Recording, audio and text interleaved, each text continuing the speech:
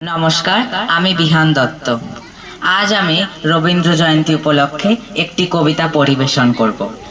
আজ আবার আন্তর্জাতিক মাতৃ দিবস, তাই আজ শোনাবো কবিগুরু রবীন্দ্রনাথ ঠাকুরের একটি কবিতা, অন্য মা।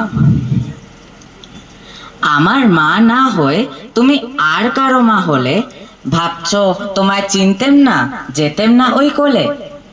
মজা আরো হতো ভারী, দুই জায়গায় থাকতো বাড়ি।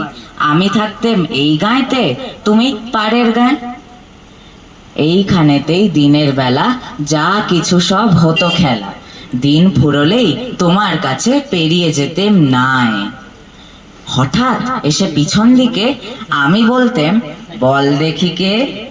তুমি ভাবতে চেনার মতো চিনি নে তো তবু। তখন কোলে ঝাঁপিয়ে পড়ে আমি বলতেম গলা ধরে, আমায় তোমার চিনতে হবেই, আমি তোমার অবু।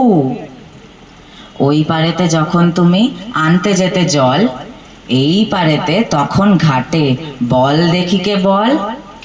কাগজ গড়া নৌকোটিকে ভাসিয়ে দিতেম তোমার দিকে।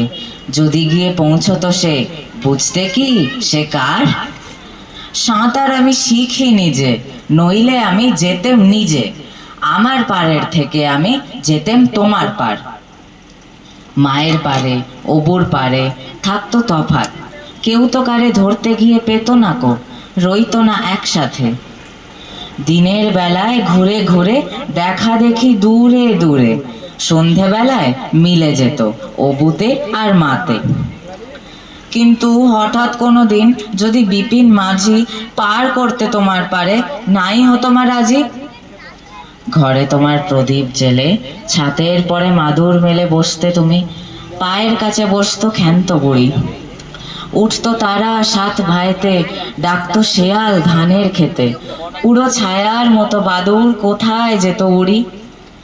তখন কি মা দেরি দেখে ভয় হতো না থেকে থেকে, পার হয়ে মা আসতে হতোই অবু যেথায় আছে। তখন কি আর ছাড়া পেতে, দিতেম কি আর ফিরে যেতে, ধরা পড়তো মায়ের ওপার অবুর পারের কাছে। ধন্যবাদ।